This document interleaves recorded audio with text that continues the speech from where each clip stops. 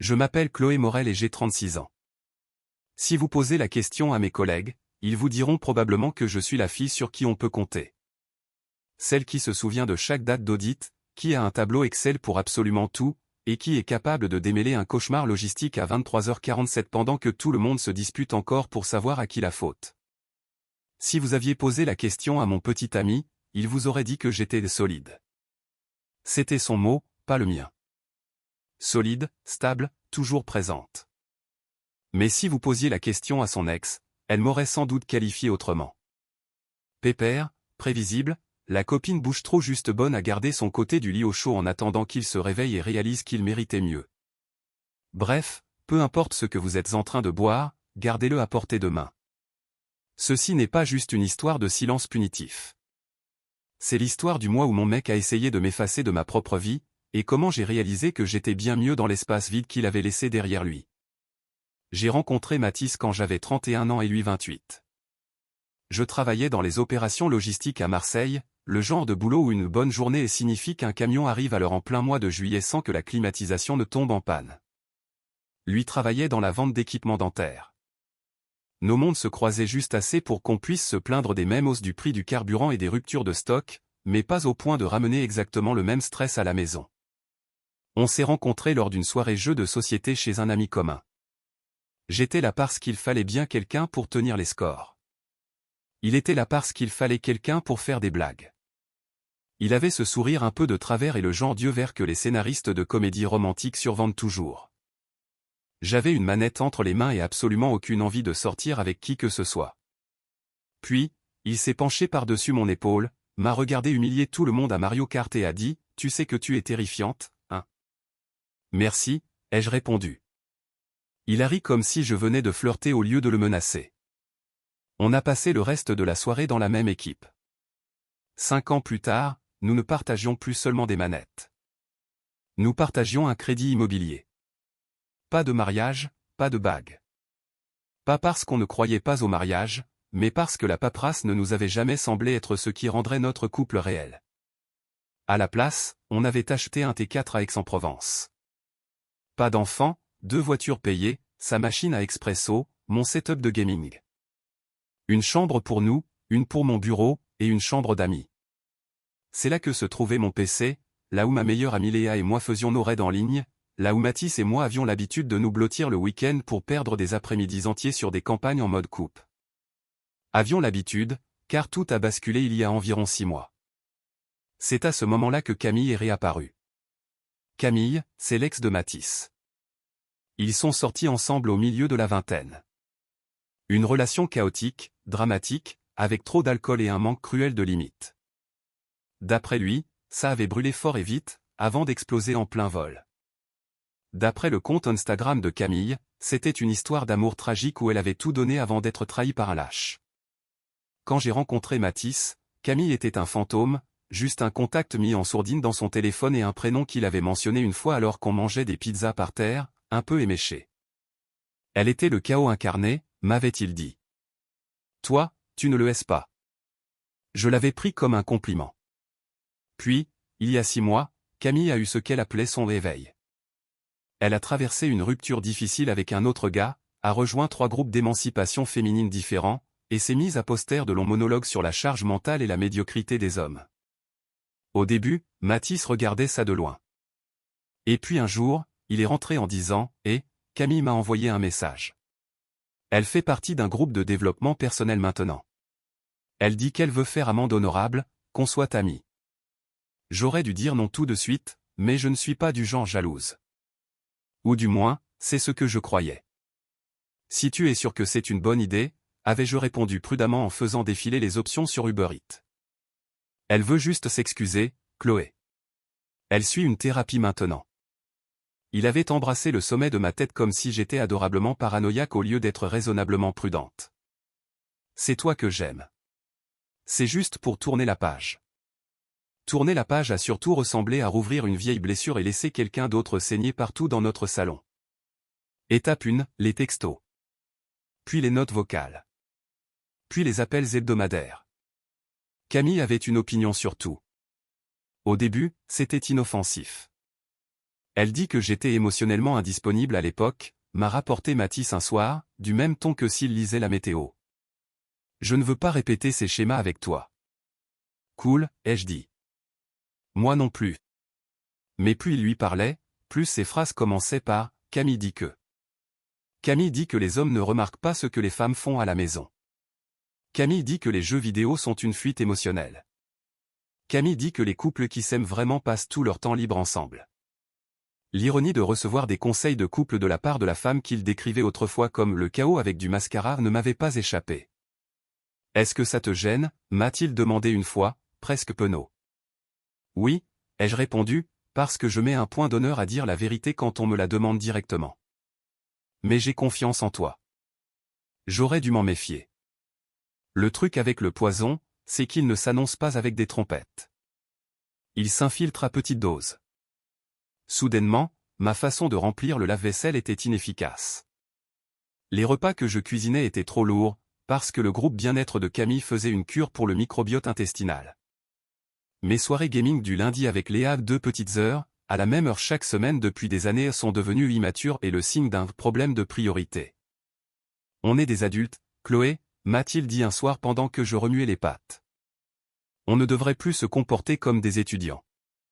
Je lui ai rappelé, tu rentres tard 3 soirs par semaine et ton idée de la détente, c'est de regarder des compilations de chaos sur YouTube. Moi, je joue en couple avec ma meilleure amie pendant 2 heures. C'est différent, a-t-il insisté. C'est une question de disponibilité émotionnelle. Camille dit. J'ai reposé ma cuillère un peu trop fort.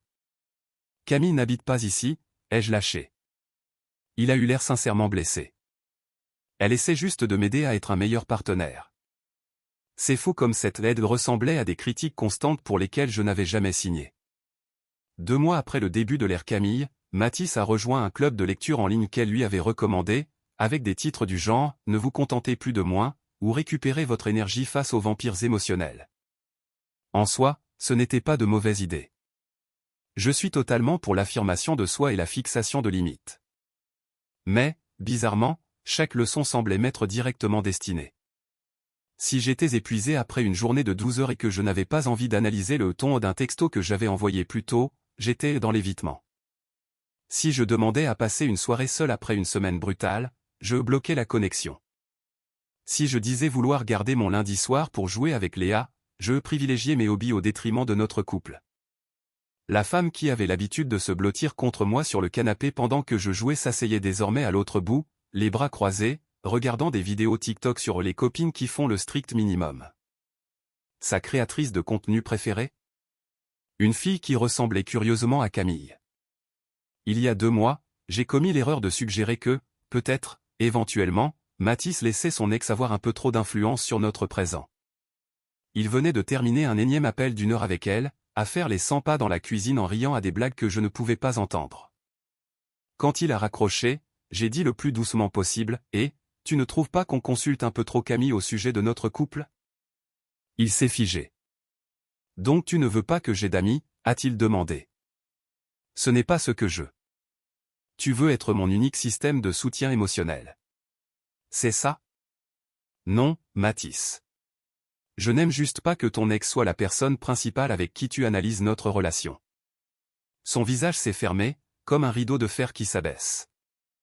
Il m'a regardé comme si je venais d'avouer un truc ignoble. Camille avait raison, a-t-il dit doucement. Tu ne veux pas vraiment que je grandisse. Tu veux juste que je reste accommodant. J'ai eu un frisson glacial. Je n'ai pas dit ça. Tu l'as sous-entendu. Il a attrapé ses clés. J'ai besoin d'air. Il a claqué la porte. Il est revenu 3 heures plus tard. Il ne m'a pas regardé une seule fois avant de se coucher. Je pensais que c'était ça, la dispute. Il s'est avéré que ce n'était que le prologue. Avance rapide jusqu'à il y a 4 semaines, un lundi soir vers 18 heures. Je suis rentré épuisé, le cerveau en compote après une journée entière de retard de camion et un client qui pensait qu'urgent signifiait appeler toutes les 30 minutes. Tout ce que je voulais, c'était une douche, du pain à l'ail, et quelques heures en ligne avec Léa. Quand je suis entré, Mathis était assis à l'îlot central avec son ordinateur portable. Le visage de Camille était à l'écran, en plein monologue sur les partenaires qui ne font pas leur part sur le plan émotionnel. J'ai posé mes clés, je lui ai fait un bisou sur la joue et j'ai dit « Coucou, juste pour te prévenir, je joue avec Léa à 19h comme d'habitude. » Il n'a rien répondu. C'est Camille qui l'a fait, à travers les minuscules haut-parleurs du PC. Et voilà, Matt. Les loisirs avant la connexion. Je te l'avais dit. Il a mis l'appel en sourdine et m'a regardé, la mâchoire crispée. Tu joues encore, a-t-il dit d'un ton plat. J'ai cligné des yeux. On est lundi. Tu ne trouves pas que c'est excessif? On a littéralement eu cette conversation lundi dernier. Ça ne te posait pas de problème. C'était avant, a-t-il dit. On a discuté. Il a incliné la tête vers l'ordinateur. Sur la façon dont tu te déconnectes dès que les choses deviennent difficiles. Je l'ai dévisagé. Tu veux dire, quand je me détends après avoir bossé 10 heures? La voix de Camille est passée à travers les enceintes, étouffée mais plus forte, même avec le son baissé. Elle gesticulait comme si elle donnait une conférence TED. Je n'avais pas besoin d'entendre les mots pour savoir de quel côté elle était. Je ne m'adressais pas à elle, ai-je précisé. C'est bien ça le problème, a-t-il lâché sèchement. Tu ne veux pas entendre les vérités qui dérangent. Quelle vérité exactement? Que je joue 2 heures le lundi soir? Un soir par semaine, ce que tu sais depuis le jour où on a emménagé ensemble? Il s'est levé, repoussant sa chaise un peu trop violemment. Il ne s'agit pas du jeu, Chloé. Il s'agit de respect, de priorité. Tu ne veux jamais parler quand il y a un malaise entre nous. Mathis, ai-je dit en gardant une voix posée. Je t'ai demandé toute la semaine de quoi tu avais besoin. Tu m'as dit que tout allait bien. S'il y a un problème, dis-le. Mais n'amène pas Camille ici pour faire la voix off de notre couple. Ses yeux ont lancé des éclairs. Camille voit mes schémas, a-t-il dit. Elle sait quand on me prend pour acquis. Et elle sait aussi parfaitement comment faire couler une relation, ai-je répliqué avant de pouvoir me retenir. Silence. Le mauvais genre de silence. Pendant une seconde, j'ai cru qu'il allait jeter le verre qu'il tenait. Au lieu de ça, il l'a posé très délicatement. Tu sais quoi, a-t-il dit. Tu tiens tant que ça à tes lundis soirs? Prends-les. J'ai ressenti cette phrase jusqu'au fond de mes os, sans pour autant comprendre ce qu'elle impliquait. Je vais jouer avec Léa, ai-je répondu. On pourra en parler après si tu veux. Il a fait un signe de tête lent et délibéré. Non, a-t-il dit. On n'en parlera pas. Je suis allé dans la chambre d'amis, j'ai fermé la porte et je me suis connecté. Léa était déjà en ligne. Yo, Chloé, t'as l'air tendu, a-t-elle dit dans mon casque. Mathis et Camille ont décidé que mon temps de jeu était un signe de décadence morale, ai-je dit, à moitié en plaisantant. Mais bref, allons mourir sur ce boss en paix. Pendant 2 heures, je me suis perdu.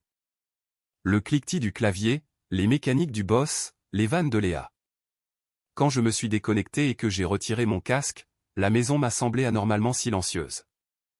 Pas de télé, pas de bruit de vaisselle, rien. Je suis sorti dans le couloir. Mathis? Pas de réponse. J'ai vérifié le salon. Vide. La cuisine. Vide. La chambre. La porte était fermée. J'ai tourné la poignée. Elle a résisté. Le verrou s'était enclenché avec un petit clic définitif. C'était le premier jour du mois le plus stupide et le plus important de ma vie. Sur le moment, je pensais qu'il avait juste besoin de se calmer. Je n'avais pas réalisé qu'il avait décidé de m'effacer. Le lendemain matin, le réveil a sonné à 6h30 comme toujours. Pendant quelques secondes, à moitié endormi, j'ai oublié que quelque chose n'allait pas. Je me suis tourné, j'ai cherché Mathis par habitude, et je n'ai touché que des draps froids. Son côté du lit était vide. La porte de la salle de bain était fermée, la douche coulait. Rien d'inhabituel, sauf que d'habitude, il m'embrassait sur la joue ou marmonnait un truc sur le fait de dormir 5 minutes de plus avant de s'extirper du lit. Ce jour-là, rien. J'ai préparé du café. J'ai fait griller du pain. Ces petits rituels ennuyeux qui maintiennent une vie en un seul morceau. La porte de la chambre s'est ouverte. Mathis est sorti, habillé pour le travail, les cheveux humides, son parfum flottant encore sur son col. « Bonjour », ai-je dit.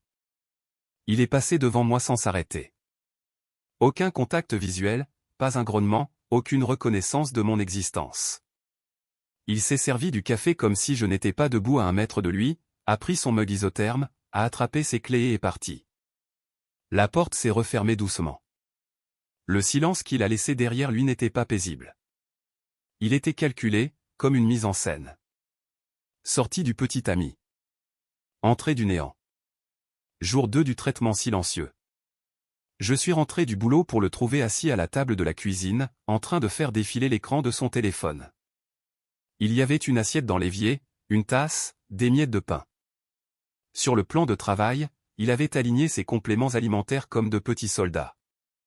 Magnésium, oméga 3, vitamine D, toutes ces choses que le groupe bien-être de Camille avait jugées manquantes dans sa vie. Il n'y avait aucun signe prouvant qu'il avait pensé à moi une seule seconde. « Salut », ai-je tenté à nouveau. « Comment s'est passée ta journée ?» Il n'a pas levé les yeux, n'a pas tressailli, a juste continué à scroller. Matisse. Il s'est levé, est passé devant moi et est monté à l'étage. La porte de la chambre s'est fermée. Le verrou a cliqué. Pas de claquement de porte, pas de soupir exaspéré. Juste une précision clinique. Je suis resté seul dans la cuisine, les mains encore à moitié levées. D'accord, ai-je pensé. Donc on en est là. Dès le 3e jour, le schéma était clair. Il se préparait son petit déjeuner, rinçait son assiette, et laissait la mienne, vide, dans le placard. Il faisait sa lessive, passait devant le panier où attendaient mes vêtements, et ne mettait que ses affaires dans la machine. Il commandait un Uber Eats pour une seule personne, mangeait à table en regardant son téléphone pendant que je cuisinais mon propre dîner à 1 mètre de lui. Si je m'asseyais, il se levait et partait. Mais à la seconde où son téléphone sonnait, il se transformait. Et, Cam, disait-il, la voix légère. Ouais, la journée a été rude, mais je tiens le coup. Il riait. Il riait pour de vrai. Il marchait dans la cuisine, dans le salon, s'appuyait contre le plan de travail, animé, vivant. Puis l'appel se terminait. Le masque tombait. Il redevenait silencieux. Le regard vide, froid, calculateur. La première fois que je l'ai entendu sur haut-parleur avec Camille, je coupais des légumes, faisant semblant de ne pas écouter. « Comment ça se passe ?» a-t-elle demandé. « Tu tiens le cap ?» « Ouais », a-t-il dit. Elle n'a pas encore craqué. Elle continue son truc de jeu vidéo comme si de rien n'était. Bien sûr que oui, a ricané Camille. Elles ne comprennent jamais tant qu'on ne leur montre pas les conséquences. Tu brises le schéma, Matt. Ne cède pas. Ça me paraît dur, a-t-il admis. C'est dur aussi d'être pris pour acquis, a-t-elle rétorqué. Tu ne la punis pas. Tu lui apprends ce qu'elle risque de perdre. C'est là que j'ai compris. Ce n'était pas de la tristesse. Ce n'était pas « j'ai besoin d'espace ». C'était du dressage. Le 5e jour, j'ai arrêté d'essayer de lui parler. Je rentrais du travail, je le voyais dans le salon, et je ressentais l'envie de dire quelque chose, n'importe quoi pour percer le mur qu'il était en train de construire. Mais à chaque fois que j'ouvrais la bouche, j'imaginais le petit sourire satisfait de Camille à travers le téléphone. Tu lui apprends ce qu'elle risque de perdre. L'arrogance de cette phrase me brûlait. Le 6e jour, j'ai envoyé un message à Léa. Chloé, Mathis ne m'a pas adressé la parole depuis 6 jours. Genre, littéralement rien. Léa, Chloé, qu'est-ce que tu as fait? Tu as assassiné son chien. Chloé, je lui ai dit que je jouais lundi comme je le fais depuis 5 ans. Et j'ai suggéré que son ex n'était peut-être pas la meilleure thérapeute de couple pour nous. Léa, ah, voilà. Tu vas laisser ce cirque durer combien de temps? J'ai fixé la question pendant un long moment. J'allais laisser ça durer combien de temps? Une part de moi voulait monter en trombe, frapper à la porte verrouillée et hurler jusqu'à ce qu'il soit forcé de me regarder. Une autre part voulait faire ma valise et partir discrètement, juste pour voir combien de temps il mettrait à s'en rendre compte. Au lieu de ça, j'ai tapé. Chloé, honnêtement, j'ai un peu envie de voir combien de temps il peut tenir. Léa, ou, une expérience scientifique. Je valide. Documente tout pour la discussion de groupe. J'ai éclaté de rire à voix haute pour la première fois depuis une semaine. Puis, j'ai regardé autour de moi dans la maison et je l'ai vu. Pas seulement le silence, mais les espaces vides qui étaient apparus à l'intérieur. Sans ces commentaires, la maison semblait différente. Pas de soupir quand je laissais une tasse de café dans l'évier plus de 10 minutes. Pas de remarques passives-agressives sur mon addiction à la lumière bleue quand je jouais le soir. Pas de sermons non sollicités sur l'hygiène du sommeil des adultes si je restais éveillé pour finir un raid. Je pouvais entendre le tic-tac de l'horloge dans le couloir, le bourdonnement du frigo, le souffle léger de la clim qui se déclenchait. Ma propre respiration. Est-ce que c'est ça la vie sans lui? C'est insinuer une pensée non invitée. Pas célibataire, juste. Non observé. Non jugé. Cette prise de conscience était terrifiante et enivrante à la fois. 7e jour. Dimanche matin. La lumière du soleil filtrait à travers les stores, vive et impitoyable. Mathis est descendu vers 9 h, habillé en short de sport et t-shirt, gourde à la main. Il s'est planté dans l'encadrement de la porte du salon, juste à la limite de ma vision périphérique. Il m'a fixé, attendant. Attendant que je mette le jeu en pause, que je me tourne, que je dise « On peut parler ?» Je suis désolé. Arrangeons ça. La télé vacillait. La voix d'un documentaire tournait en fond sonore. Je n'ai pas bougé. J'ai gardé les yeux sur l'écran, les mains enroulées autour de mon mug de café au lieu d'une manette. Je ne jouais même pas, je laissais juste la vidéo tourner pendant que je scrollais sur mon téléphone. Mais je refusais de lui donner la satisfaction de me voir tressaillir. Il s'est raclé la gorge. Fort. Évident. J'ai tourné la page de l'article sur mon téléphone comme si c'était un livre. Après un long moment, il est remonté bruyamment à l'étage. 30 secondes plus tard, sa voix a flotté dans le couloir, plus claire qu'il ne le pensait probablement. Elle est tellement têtue, a-t-il dit à Camille. Elle n'essaie même pas d'arranger les choses. Elle, ai-je pensé avec un mélange d'amertume et d'amusement. Apparemment, j'avais été rétrogradé au statut de pronom générique. Elle essaie de te manipuler, a décrété Camille. Elle veut que tu culpabilises et que tu lui cours après. Tiens bon, Matt. Tu as raison, elle a tort. Point barre. Je suis resté assise sur le canapé à laisser leurs mots glisser sur moi. Mari, petits amis, partenaires. Peu importe l'étiquette qu'ils m'avaient collée dans ce débat auquel je n'étais pas convié, je savais une chose, ce n'était pas moi qui étais en train d'être dressé. C'était eux. Ou du moins, ils croyaient que c'était moi.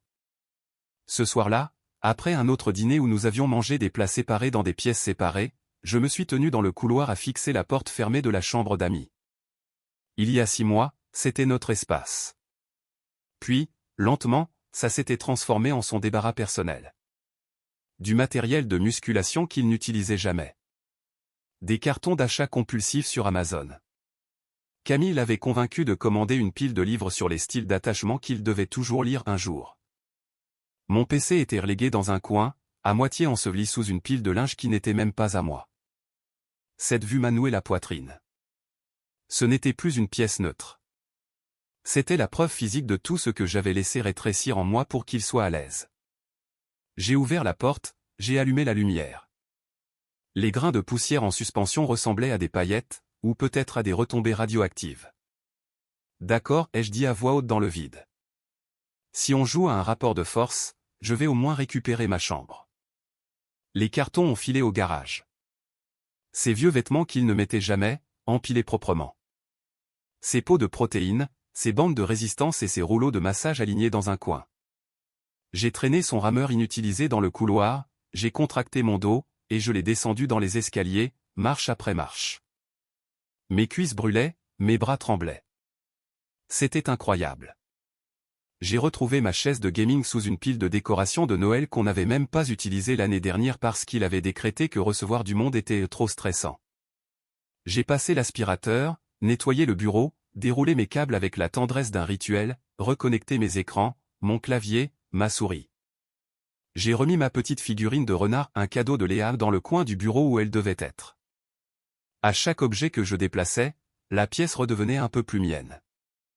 J'entendais Mathis marcher en bas pendant que je travaillais. Le bruit sourd des portes de placard, le léger claquement de la porte du frigo. Le bruit de quelqu'un qui fait beaucoup d'efforts pour faire du bruit sans admettre qu'il veut qu'on l'entende. Il n'est jamais venu jusqu'à la porte. Il n'a jamais demandé ce que je faisais. À un moment, son téléphone a sonné. Camille, encore. Elle est sûrement en train de bouder, a-t-elle dit, assez fort pour que j'entende chaque mot par la bouche d'aération. Laisse-la faire. Quand elle réalisera que tu es sérieux, elle reviendra. Elle est bizarrement calme, a-t-il dit. Elle fait juste sa vie. Alors tu fais tout bien, a ronronné Camille. Tu brises la dynamique. Elle n'a plus automatiquement accès à ton attention. J'ai branché mon casque. Automatiquement accès à son attention. Comme si c'était un avantage d'abonnement premium que j'avais oublié de payer. Je me suis assise sur ma chaise. Celle que j'avais choisie, montée et payée avec mon propre argent, dans la pièce que j'avais lentement abandonnée et que je venais de récupérer. J'ai lancé le jeu. Ma liste d'amis s'est affichée. Léa était là. Léa, raide ce soir? Je croyais que le roi du silence avait interdit de s'amuser. Chloé, il l'avait fait. J'ai abrogé la loi. Léa, oh, on renverse une dictature. Dis-m'en plus. Quand le jeu a chargé, mes épaules se sont détendues pour la première fois depuis des jours. La vache, t'as déjà l'air d'aller mieux, a dit Léa dans mon casque. T'as placé l'homme-enfant dans une famille d'accueil ou quoi? Il est toujours là, ai-je répondu en triant mon inventaire. Il a juste arrêté de me parler. Typique d'un mec bloqué dans le tutoriel, a-t-elle lâché. C'est quoi le plan, Chloé? Tu vas ramper, ou bien? J'ai regardé autour de moi. Ma pièce, les coins dégagés, le bureau propre, mon PC qui ronronnait. En fait, ai-je dit, sentant les mots s'installer en moi comme une évidence, je crois que je vais le laisser continuer. Tu veux être ignoré, a demandé Léa. Je veux voir qui je suis quand je ne me plie pas en quatre pour obtenir un minimum de respect, ai-je répondu.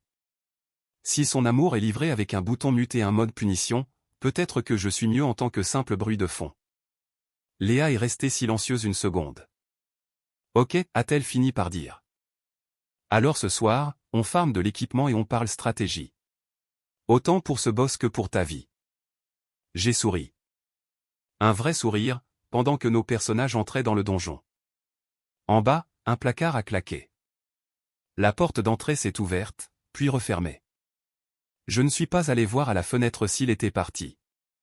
Pour la première fois, je réalisais que je m'en fichais complètement de savoir où il allait quand il passait la porte. Parce que pour la première fois depuis des mois, j'étais exactement là où je voulais être. Et, entre les cliquetis de mon clavier et les rires de Léa, une pensée s'est glissée, discrète mais tranchante. Si c'est à ça que ressemble une punition. À quoi ressemblerait la liberté? J'avais le sentiment que j'allais bientôt le découvrir. La deuxième semaine a commencé comme la première s'était terminée. Dans le silence. Mais quelque chose avait changé. Pas en lui, en moi. La première semaine, le silence ressemblait à une arme braquée sur ma poitrine. La deuxième semaine, il ressemblait à une porte qui s'ouvrait. Parce que voici la vérité que personne ne vous dit, une fois que quelqu'un arrête de vous parler, vous recommencez à vous entendre. 8e jour. Le bilan matinal. Je me suis réveillé tôt, j'ai fait du café et je me suis dirigé vers ma salle de gaming fraîchement récupérée. La lumière du soleil filtrait à travers les stores. J'ai allumé mon PC et j'ai ouvert le chat. Léa était réveillée, à peine. Léa, t'es en ligne à 7h du mat. T'es possédée? Chloé, j'ai super bien dormi. La maison est calme. Léa, oh, les avantages du traitement silencieux. Chloé, honnêtement, oui. J'ai ri en réalisant à quel point c'était absurdement vrai. Vers 9h, je l'ai entendu descendre l'escalier. Des pas lents, une légère hésitation devant la porte de mon bureau. Il a plané assez longtemps pour que je puisse sentir sa présence derrière le mur. Je savais qu'il s'attendait à ce que je me retourne, que je le reconnaisse, que je lui dise bonjour ou il faut qu'on parle. Au lieu de ça, j'ai ajusté mon casque et j'ai dit à Léa, attire le prochain monstre. L'hésitation s'est transformée en frustration, puis en retraite. Quelques secondes plus tard, la porte de la chambre à l'étage a claqué. Pas assez pour être dramatique, juste assez pour annoncer son existence. C'est la première fois que j'ai compris que ce n'était pas juste du silence. C'était une représentation théâtrale. 9e jour. 2 gamers adultes contre un homme-enfant en colère. Hugo, le copain de Léa, qui est presque un frère pour moi, m'a envoyé un message de nulle part. Hugo, j'ai entendu dire que le mec fait un genre de vœu de silence bizarre. Léa m'a tout raconté. Hugo, tu veux de la compagnie? Chloé, carrément. Ramène ton PC. On ressuscite l'équipe coupe. À midi, il a débarqué avec sa tour de PC, un sac à dos rempli de boissons énergisantes et une boîte de pizza déjà ouverte. Il a souri de toutes ses dents en voyant la pièce. Bordel de merde, a-t-il dit. Ça te ressemble à nouveau ici. Ouais, ai-je répondu. C'est vrai. On s'est installé côte à côte, des câbles serpentant partout, exactement comme à l'époque. Mathis est passé devant la porte vers 13h. Il s'est figé. Hugo assis là, moi en train de rire, le son du jeu à fond. L'expression de Mathis s'est décomposée. Jalousie, indignation, incrédulité. Mais pour le faire remarquer, il aurait dû briser son silence. Il est resté planté là juste assez longtemps pour que ça devienne malaisant. Puis il s'en est allé. Hugo a haussé les sourcils. Ton mec vient de me lancer des rayons laser avec les yeux, et j'ai même rien dit. Les règles du silence radio, ai-je dit. Pas le droit de parler, mais fusillement du regard illimité autorisé. Il a éclaté de rire.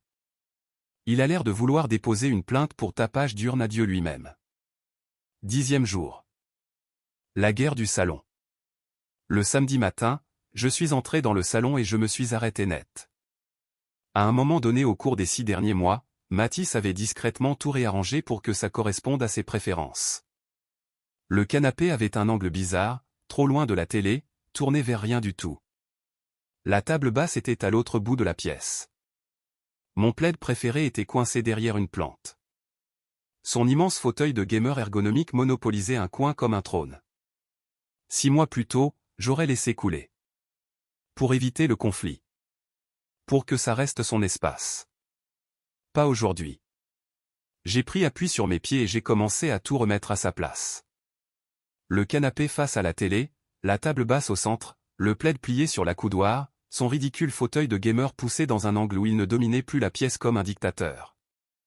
Quand il est descendu, la pièce était redevenue chaleureuse. Il s'est arrêté sur la dernière marche et a fixé le salon comme si j'avais personnellement profané un lieu sacré. Ses yeux se sont écarquillés. Il a pris une grande inspiration. Son torse s'est soulevé comme s'il s'apprêtait à me faire la morale. Mais ouvrir la bouche, c'était ruiner sa précieuse leçon. Alors il a attrapé ses clés et a quitté la maison. Je ne lui ai pas couru après, je ne lui ai pas envoyé de message, je n'ai pas amorti le choc. Je me suis assise sur mon canapé fraîchement récupéré, j'ai mis une série que j'aimais, et j'ai ressenti quelque chose que je n'avais pas ressenti depuis des mois. L'autorité sur mon propre espace. 11e jour. La révolution de la cuisine. Étape suivante, la cuisine. Écoutez, je ne suis pas une minimaliste. J'aime les objets qui servent.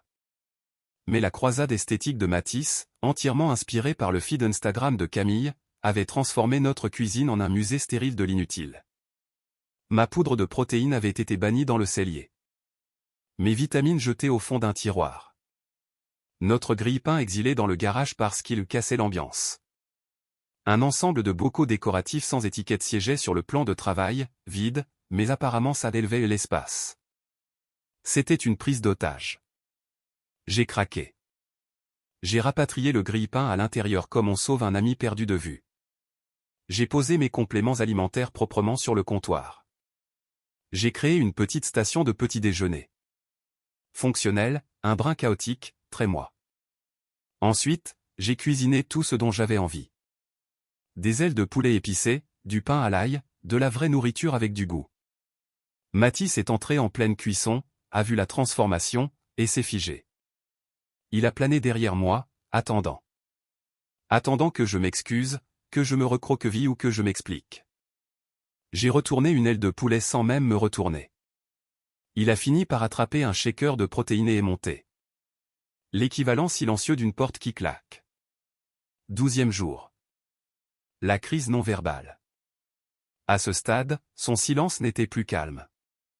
Il était anxieux, saccadé, fracturé. Les portes de placard se fermaient plus fort, ses pas étaient plus lourds, son langage corporel nerveux.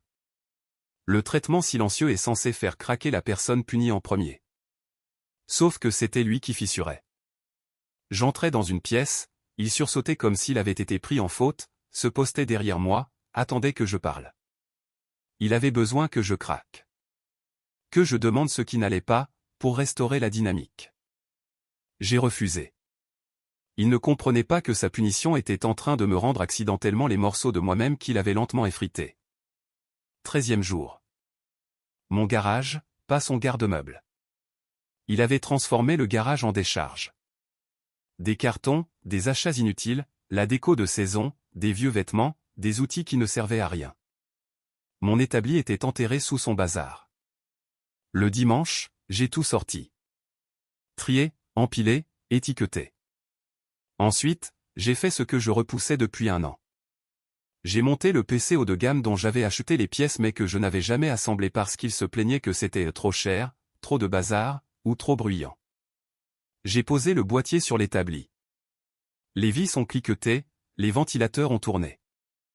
L'odeur du matériel neuf a rempli l'espace. Mathis est apparu dans l'encadrement de la porte. Il m'a regardé travailler, ses yeux allant de la carte mère à mes mains, puis à mon visage. Ça le démangeait de dire quelque chose. De se plaindre, de micromanager, de critiquer. Mais le silence ne le lui permettait pas. Il est parti. J'ai souri et j'ai installé la carte graphique. 14e jour. La révélation. Ce soir-là, quand tout a été fini, les LED RGB brillantes, les ventilos ronronnant comme une bête de course, j'ai envoyé une photo à Léa et Hugo. Hugo a répondu immédiatement, « Putain, c'est magnifique. Ton mec doit péter un câble en ce moment. » J'ai répondu, « Il pète un câble, oui, et il ne parle toujours pas. » Léa a ajouté, « Il est coincé dans une prison de silence de sa propre création. » Chef-d'œuvre. Continue. Je me suis reculé et j'ai fixé le setup, la pièce, la vie qui réapparaissait lentement autour de moi comme de l'encre se diffusant dans l'eau. Une pensée s'est cristallisée. Silencieuse, aiguë, indéniable. Cette maison est mieux sans lui. Pas plus silencieuse, pas plus calme. Mieux. Il faisait les 100 pas à l'étage, ouvrant des tiroirs, les refermant brutalement, appelant Camille, chuchotant avec insistance, la voix brisée. Pendant ce temps, j'étais à nouveau vivante, je respirais à nouveau, j'étais moi-même. Le traitement silencieux n'était plus une punition. C'était un miroir. Et ce que j'y voyais, c'était une femme qui s'était éteinte pour un homme qui n'avait aucune idée de qui elle était vraiment. Le soir du 14e jour, assise dans ma salle de gaming parfaitement éclairée, casque sur les oreilles, bol de snack plein, mes amis en ligne, et une paix qui m'enveloppait comme une seconde peau, ça m'a frappé comme la foudre. Il ne me manque pas. Ni sa voix, ni ses opinions, ni l'homme qu'il était devenu sous l'influence de Camille. C'était moi qui me manquais, et j'étais enfin en train de me retrouver. La 3e semaine n'a pas ressemblé à une continuation. Ça a ressemblé à un changement de gravité. Comme si la maison s'était inclinée, et soudain, tous les mensonges sur lesquels nous tenions en équilibre ont commencé à glisser vers la lumière. Parce que c'est la semaine où son silence a cessé d'être une arme pour devenir un aveu. 15e jour. La première vraie cassure. C'était de nouveau lundi matin. L'anniversaire du premier mois de la dispute dont il prétendait qu'elle n'en était pas une. Le 5e lundi depuis qu'il avait prévu de me donner une leçon. Je me suis levé tôt, j'ai fait du café et je suis descendu, pensant avoir la cuisine pour moi toute seule. Au lieu de ça, j'ai trouvé Mathis appuyé contre le plan de travail, les bras croisés, fixant ma station de petit déjeuner comme si elle l'avait insulté personnellement. Le grille-pain sorti, la poudre de protéines visible, les vitamines alignées, la cafetière positionnée exactement comme j'aimais. Il a regardé l'installation, puis moi. Les yeux creux, la mâchoire crispée, la respiration irrégulière. C'était la première fois en plusieurs semaines qu'il avait l'air de quelqu'un qui voulait parler. Je l'ai contourné et j'ai ouvert le frigo.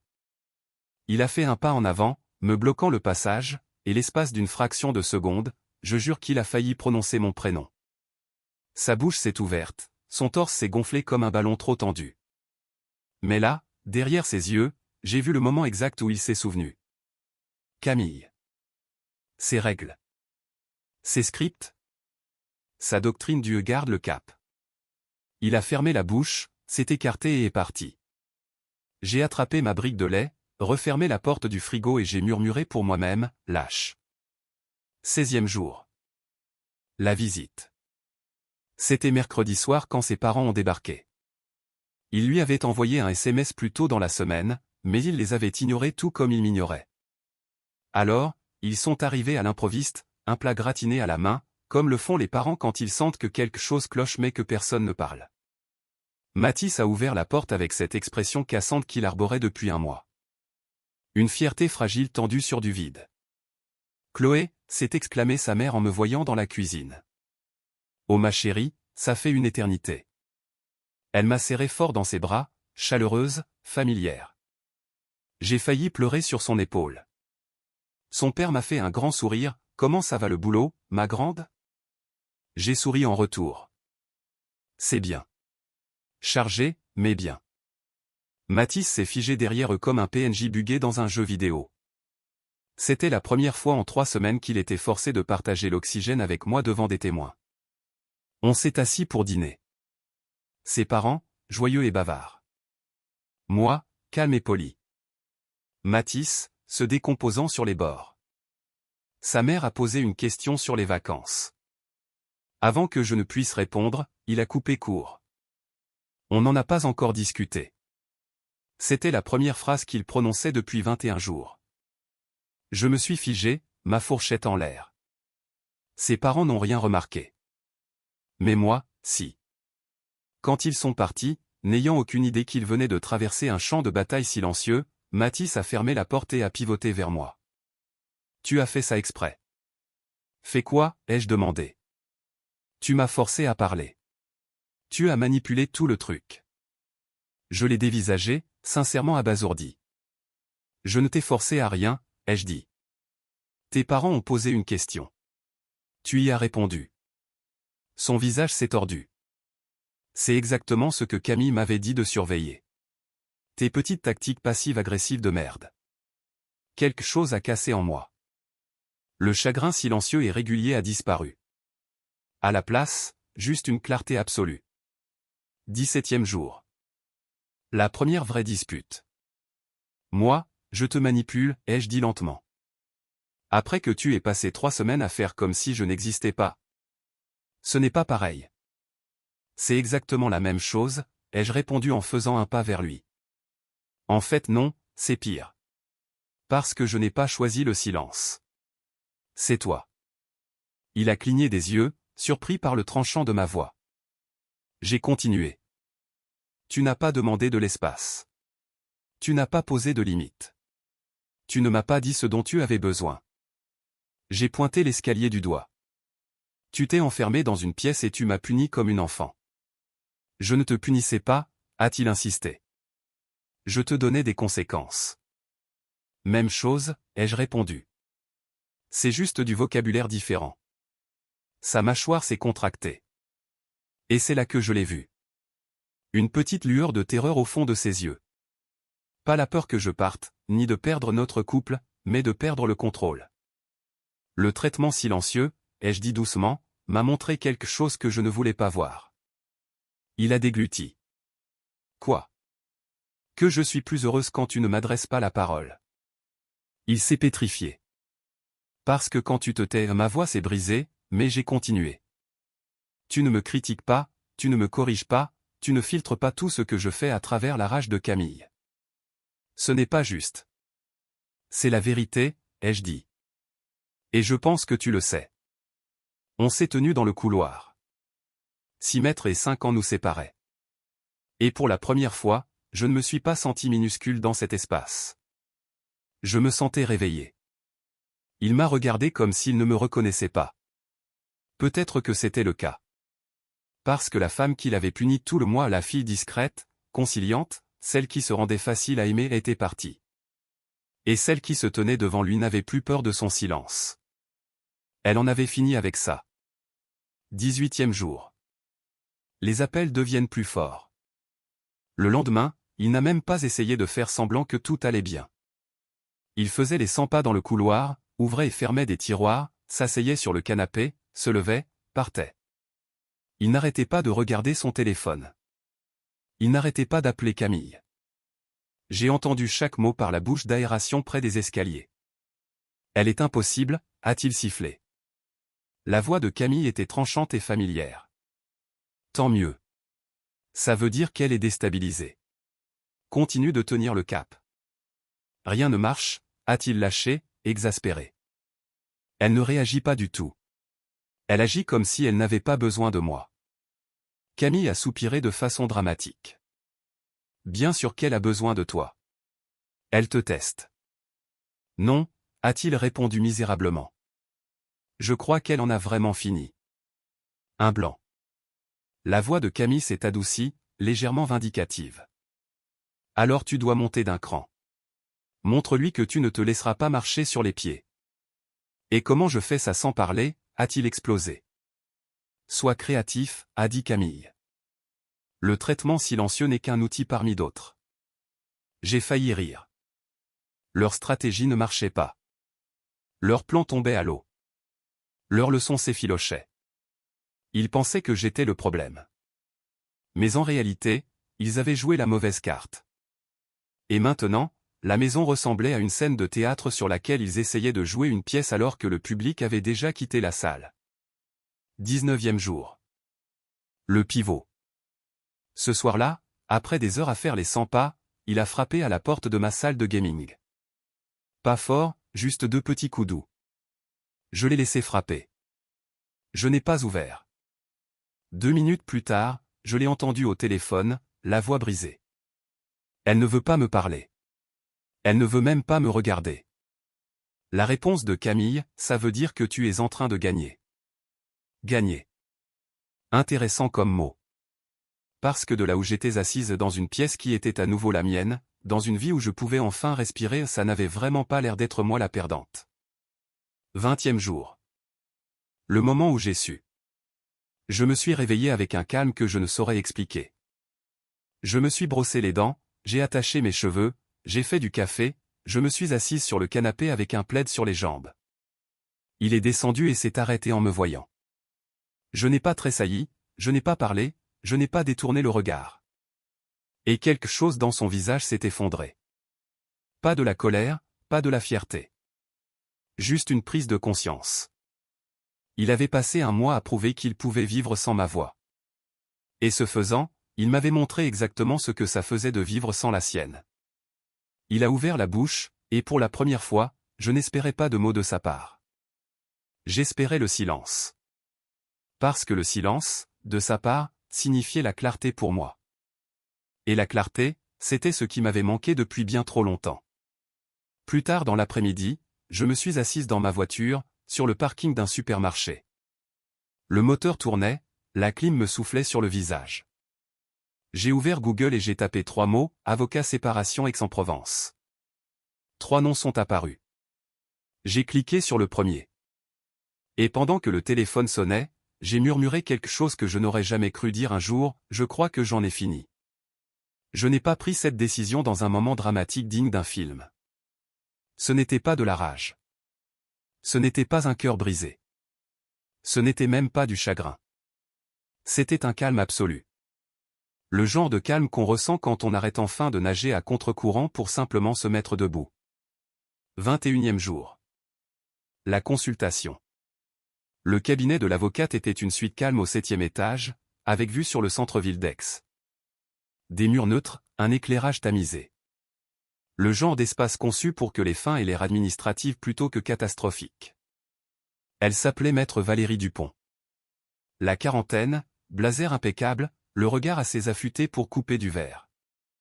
Elle m'a proposé de l'eau. J'ai décliné. Mes mains tremblaient déjà.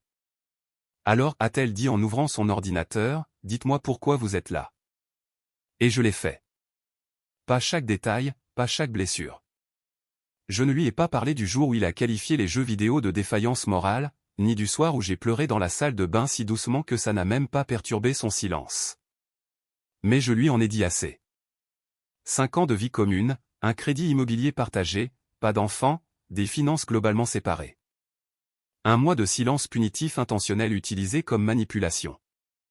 Maître Dupont tapait à l'ordinateur pendant que je parlais. Quand j'ai eu fini, elle n'a posé qu'une seule question. Souhaitez-vous une réconciliation? J'ai expiré. Non. Elle a hoché la tête une fois. Professionnel, neutre, sans jugement. Dans ce cas, nous allons procéder à une demande de séparation des biens, au partage du patrimoine commun, à une demande de rachat de soult ou de mise en vente, et à une clause standard de non-contact jusqu'à ce que les négociations soient finalisées. J'ai cligné des yeux. Ça existe? Absolument, a-t-elle dit. Et d'après ce que j'entends, vous en avez besoin. Pour la première fois depuis très longtemps, je me suis senti protégé. Pas par un partenaire, pas par ma famille, mais par mon propre choix. Elle a fait glisser un dossier vers moi. Ceci décrit vos droits, vos obligations et les étapes immédiates. Si vous êtes prête, nous pouvons préparer les documents aujourd'hui. Ils peuvent être signifiés par huissier dans un délai de 48 heures. 48 heures. Dans 2 jours, la version de ma vie qui incluait Mathis allait officiellement commencer à prendre fin. Je m'attendais à paniquer, à culpabiliser ou à douter. Au lieu de ça, j'ai ressenti une vérité simple et paisible, j'étais enfin en train de me choisir.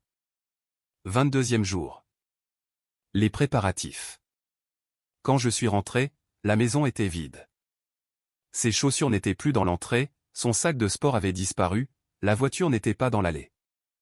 Il avait fui pour éviter d'être dans la même pièce que moi, parce que s'il devait me regarder, il risquait de briser son précieux vœu de silence. Je suis resté planté dans la cuisine, fixant l'endroit où il posait habituellement ses clés. Le silence qu'il avait utilisé pour me punir me paraissait soudain être un cadeau. J'ai posé mes mains sur le plan de travail, j'ai fermé les yeux et j'ai respiré. Demain matin, les documents lui seraient remis. Pas par vengeance, pas par désir de gagner. Mais parce que rester ressemblait à une lente noyade, et que partir ressemblait à une bouffée d'oxygène. 23e jour. L'hélice. Je me suis réveillé avant le lever du soleil. Pas exprès. Mon corps bourdonnait d'un étrange mélange de soulagement et de peur. Un nouveau départ déguisé en fin du monde. J'ai roulé dans la fraîcheur du petit matin, les fenêtres entr'ouvertes, l'air vif sur ma peau. Chez un petit fleuriste du centre historique, j'ai acheté des lys blancs. Ceux qui ont l'odeur des pages blanches dans les pièces silencieuses. La fleuriste m'a demandé, une occasion spéciale? J'ai souri faiblement. On peut dire ça. De retour à la maison, j'ai placé les lys dans un simple vase en verre sur la table de la cuisine. À côté, j'ai posé une feuille de papier pliée en 2. Mon écriture sur le dessus, merci pour le mois le plus instructif de notre relation. Et à côté de ça, la grande enveloppe Kraft. À l'intérieur, la lettre d'avocat, la carte de visite de Maître Dupont, un post-it avec les instructions pour que son avocat contacte la mienne. Tout était net, calme, et indéniablement définitif. J'ai préparé du café, je me suis assise dans ma salle de gaming, j'ai ouvert une fenêtre de chat avec Léa et j'ai tapé. Chloé, je vais peut-être avoir besoin d'un endroit où dormir ce soir. Léa, putain, tu l'as fait. Chloé, je l'ai fait. Elle a répondu avec exactement 3 mots. Léa, je suis fier de toi. J'ai ravalé le sanglot qui menaçait de sortir. Le moment décisif. À 7h45, j'ai entendu la porte du garage s'ouvrir. Le cliquetis des clés, le bruit du sac qui tombe, les chaussures sur le carrelage. Il a marché jusqu'à la cuisine. Puis, le silence. Un genre de silence différent. Un silence stupéfait. Un silence qui réalisait qu'il venait d'être mis échec et mat. Le bruit du papier qu'on froisse, une respiration qui s'accélère, un son étranglé moitié incrédulité, moitié panique. Puis, des pas rapides et lourds. Il est apparu dans l'encadrement de la porte de mon bureau, tenant les papiers avec des mains tremblantes. Son visage était livide, les yeux écarquillés. Un mois de pouvoir s'évaporait sous ses yeux, en temps réel. C'est censé être quoi ça? Sa voix a déraillé, enroué par des semaines d'inutilisation. J'ai pivoté lentement sur ma chaise. Je pense que tu sais lire. Tu me quittes, a-t-il exigé, la voix montant d'un cran. Pourquoi? Parce que je n'ai pas parlé? Je me suis levé. Non, ai-je dit doucement. Pas parce que tu n'as pas parlé pendant un mois. Il a cligné des yeux, confus. Mais parce que pendant ce mois, j'ai appris ce que ça faisait de vivre sans toi. Il a dégluti. Et ça m'a plu. Son visage s'est tordu. Douleur, colère, incrédulité. Tu n'es pas sérieuse, a-t-il dit en serrant les papiers comme s'il le brûlait. On peut arranger ça. Non, ai-je dit. On ne peut pas. Pourquoi pas? Parce que je n'en ai pas envie. Il a tressailli comme si je l'avais frappé. Je t'aime, a-t-il murmuré. Non, ai-je dit doucement. Tu aimes contrôler la version de moi que tu pensais pouvoir façonner. Ce n'est pas pareil.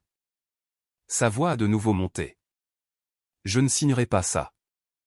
Tu n'es pas obligé, ai-je répondu.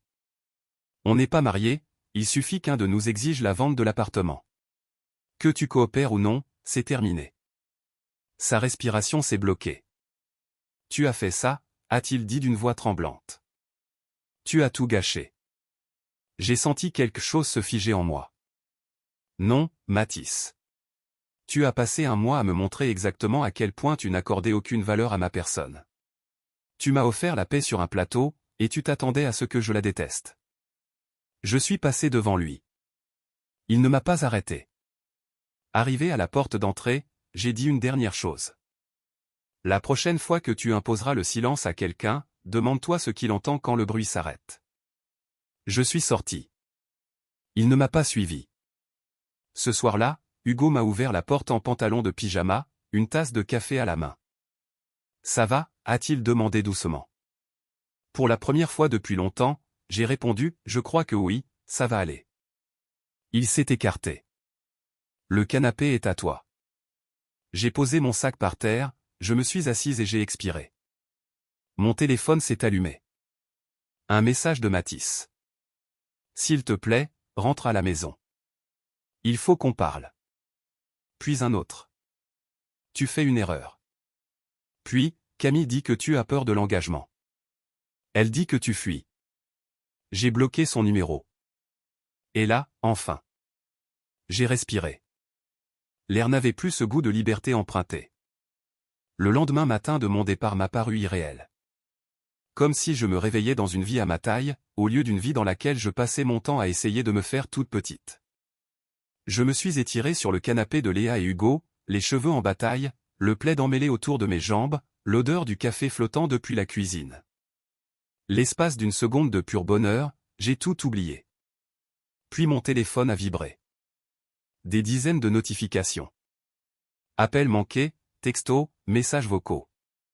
Pas de Mathis. De Camille. Et d'une certaine manière, c'était encore pire. 24e jour. La tempête. Hugo est entré dans le salon avec un mug. Thé en top tendance dans son foyer, a-t-il lâché d'un ton pince sans rire en me tendant le café. J'ai jeté un coup d'œil à l'écran. 31 appels en absence de Mathis. 16 appels en absence de Camille. 12 messages vocaux. Un mur de texte. Le tout provenant de deux personnes qui avaient passé un mois à m'apprendre à quel point ma voix était insignifiante, et qui perdaient maintenant la tête parce qu'ils avaient perdu l'accès à la mienne. Je n'en ai ouvert aucun. Hugo s'est assis en face de moi, les coudes sur les genoux. Dis juste un mot, a-t-il dit calmement. Léa et moi on t'aide à emballer tes affaires. On déménage tout. On brûle la maison. Juste la partie déménagement, a hurlé Léa depuis sa chambre. Hugo s'est corrigé. Oui, juste la partie légale. J'ai souri faiblement. Merci. Je gère. Et, étonnamment, ce n'était pas un mensonge. 25e jour. La récupération. Maître Dupont m'a envoyé un message, il a reçu le courrier officiel. Vous pouvez récupérer vos affaires quand vous vous sentirez en sécurité. Je vous suggère d'être accompagné d'un témoin. Un témoin. J'ai choisi Léa, énergie de petit gobelin enragé. Et Hugo, la force tranquille. On a roulé jusqu'à la maison dans le SUV de Léa, la chaleur du sud faisant trembler l'air au-dessus du capot. Je m'attendais à moitié à ce que Mathis attende dehors comme un amant éploré de l'époque victorienne. À la place, c'était Camille.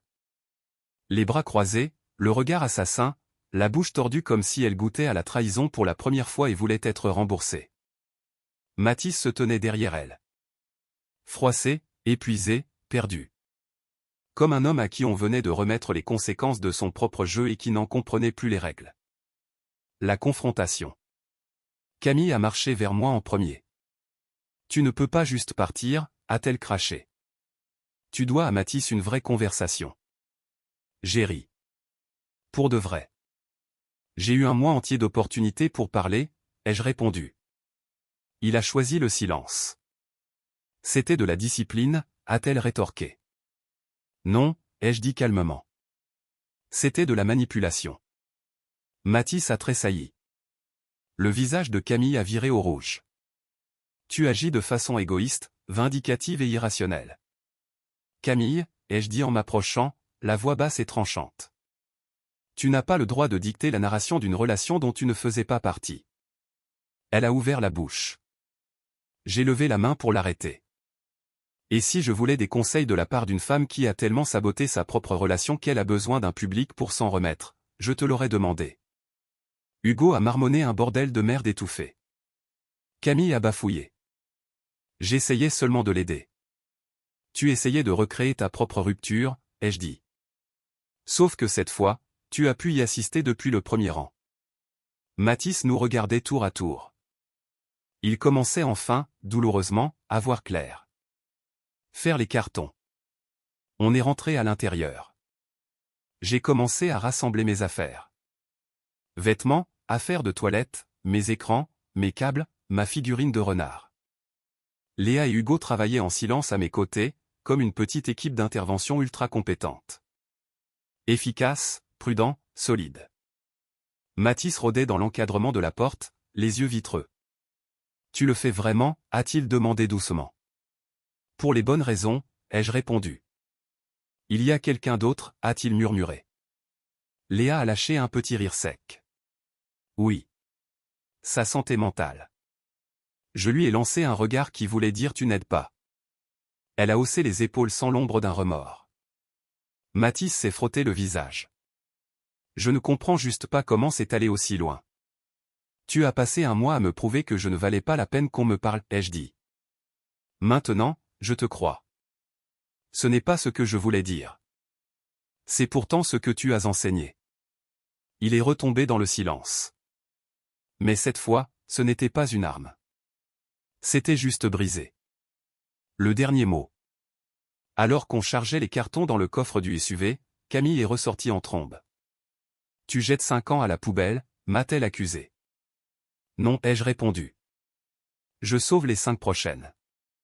Camille a ricané. Tu vas le regretter.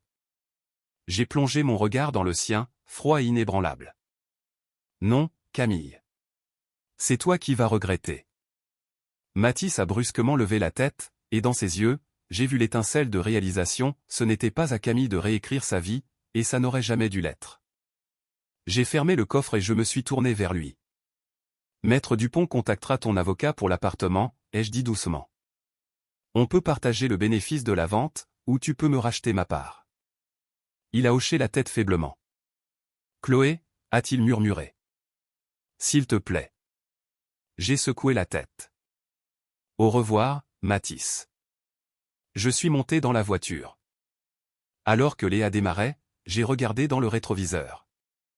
Mathis se tenait là, petit, perdu, dévasté. Camille se tenait à côté de lui, les bras croisés, furieuse, impuissante. Et la maison?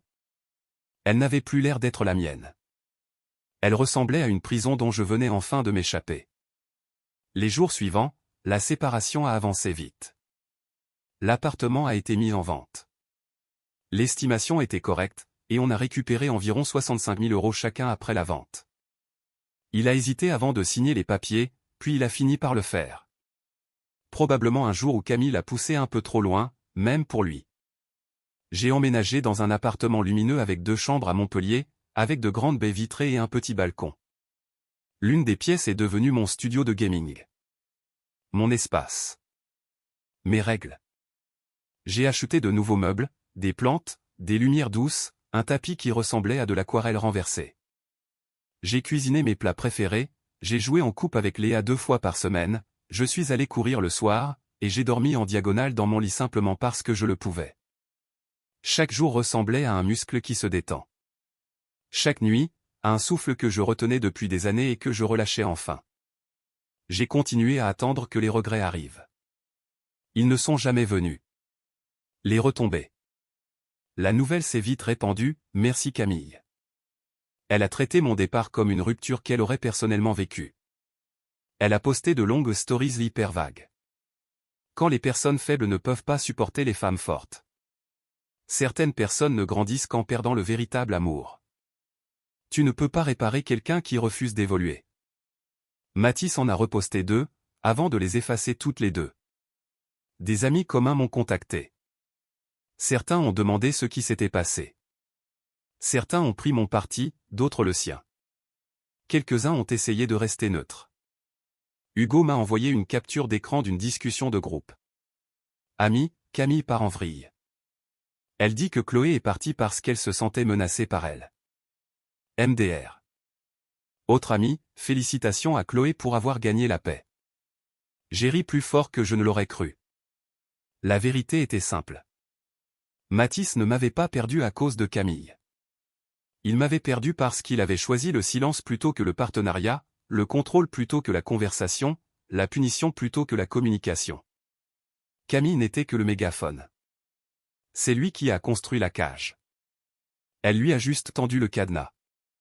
Mais c'est moi qui suis sorti.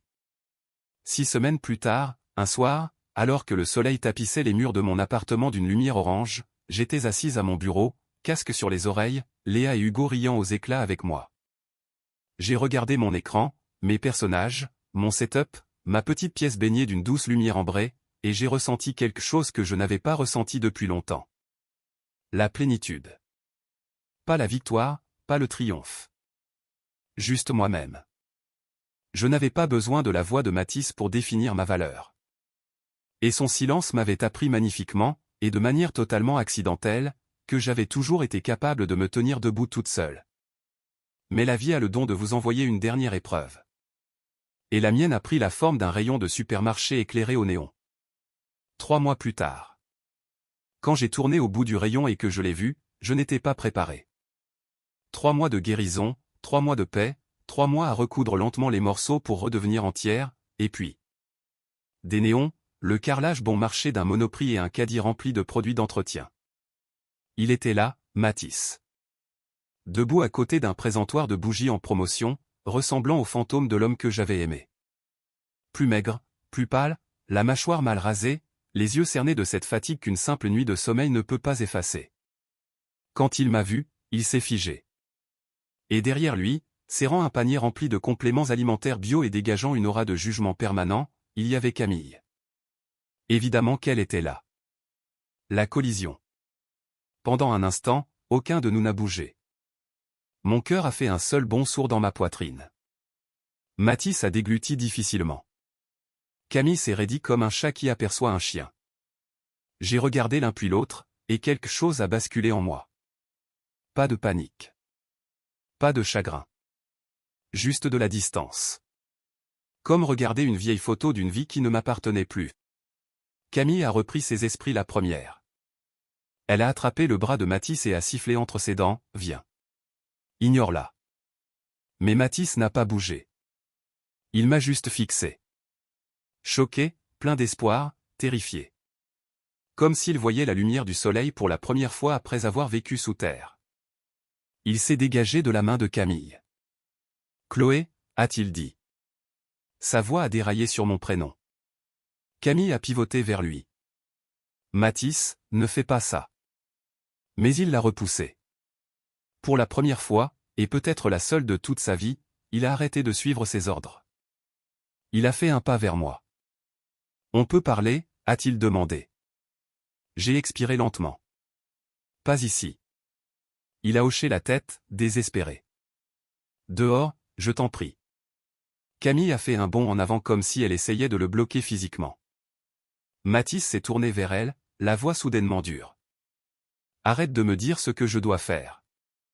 Le visage de Camille s'est déformé. Trahison, choc, indignation. Mais il ne s'est pas retourné. Il m'a suivi dehors, sur le parking. On s'est tenu à côté de ma voiture.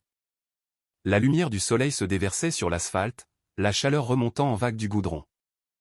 Mathis a passé une main dans ses cheveux, a fait les 100 pas une fois avant de s'arrêter devant moi. Je suis désolé, a-t-il dit immédiatement, la voix tremblante. Je n'ai pas répondu. Il a réessayé. Je suis désolé, Chloé. Pour tout. Pour le silence. Pour avoir écouté Camille. Pour t'avoir fait te sentir seul. Mon Dieu, je ne sais même pas par où commencer. Je l'ai observé en silence. 3 mois plus tôt, j'aurais fondu. Là, non. J'ai juste écouté. Il a avalé sa salive avec difficulté. Quand tu es parti, quelque chose s'est brisé, a-t-il dit. Je pensais que tu reviendrais après une semaine. Ou que tu appellerais, ou que tu hurlerais, ou n'importe quoi. Mais tu ne l'as pas fait. Et Camille n'arrêtait pas de dire que j'avais raison. Que tu allais craquer. Que tu avais besoin de cette leçon. Sa voix a baissé. Et je l'ai cru. J'ai croisé les bras. Pourquoi? Il a fermé les yeux, honteux. Parce que c'était plus facile que d'admettre que je ne savais pas comment réparer ce que j'avais ruiné. Plus facile que de te faire face et de devoir dire que j'avais tort. Et m'humilier était plus facile que de faire preuve d'humilité, ai-je demandé. Il a grimacé. Je pensais que le traitement silencieux te ferait réaliser à quel point tu avais besoin de moi. Et au lieu de ça, ai-je répondu doucement, ça m'a montré à quel point j'avais peu besoin de ton approbation pour fonctionner. Il a hoché lentement la tête. Je sais, a-t-il murmuré. Je le vois maintenant. Tu as l'air différente. Mieux, ai-je demandé. Il a de nouveau hoché la tête, tristement. Honnêtement. Ouais. Mieux. Prendre ses responsabilités. Il a baissé les yeux sur ses mains. Camille me parlait tous les jours, a-t-il dit. Chaque décision, chaque réaction, chaque pensée. Elle m'a poussé jusqu'à ce que je ne me reconnaisse plus moi-même. Et tu as écouté, lui ai-je rappelé. Il n'a pas cherché à contredire. C'est de ma faute, a-t-il dit. Pas la sienne.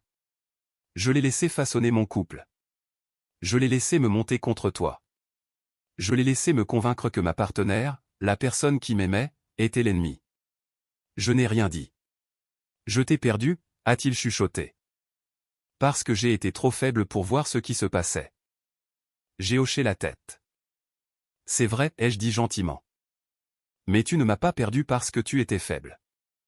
Il a levé les yeux, un espoir vacillant.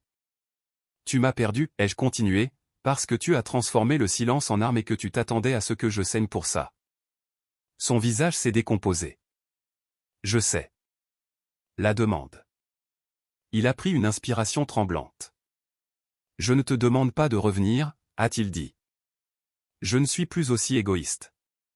J'avais juste besoin de dire que je suis désolé. Correctement. Pas par texto, pas par message vocal, et sans les commentaires de Camille.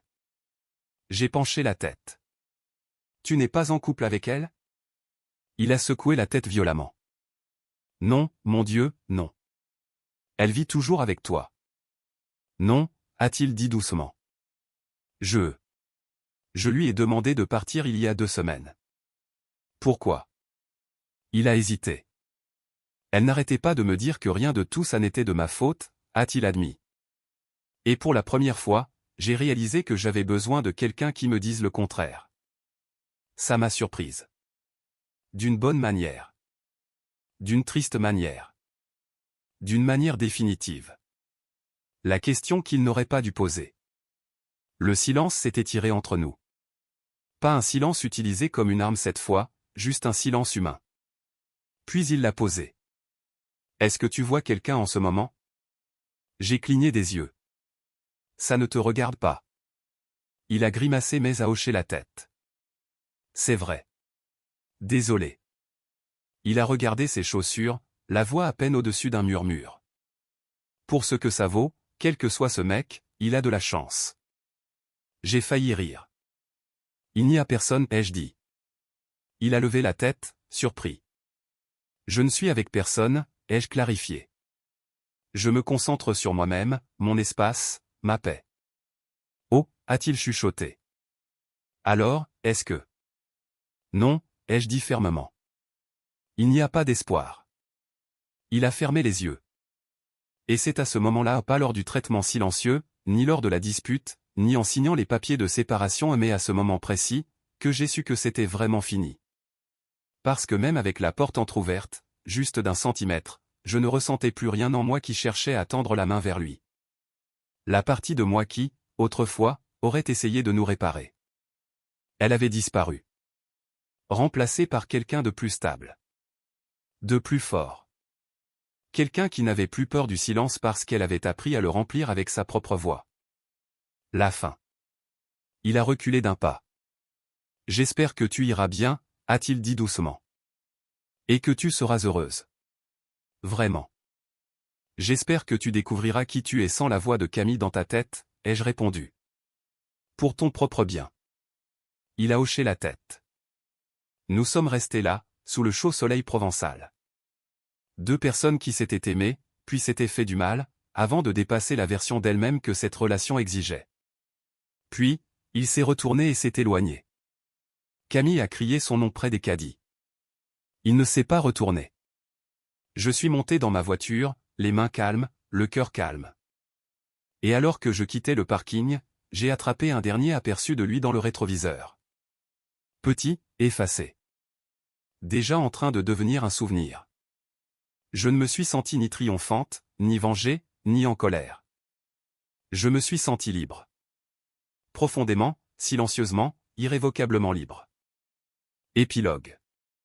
6 mois plus tard. Ma pièce de gaming brille doucement chaque soir. Des lumières ambrées et chaleureuses, des plantes, des coins confortables, un bureau où je me sens chez moi. Je cours des semi-marathons maintenant. J'ai trouvé un groupe de randonnée. Je me suis fait de nouveaux amis. J'ai eu quelques rencarts sympas. Rien de sérieux. Rien qui ne compromette ma paix. Parfois, quand l'appartement est calme, je repense à ce que le silence signifiait avant.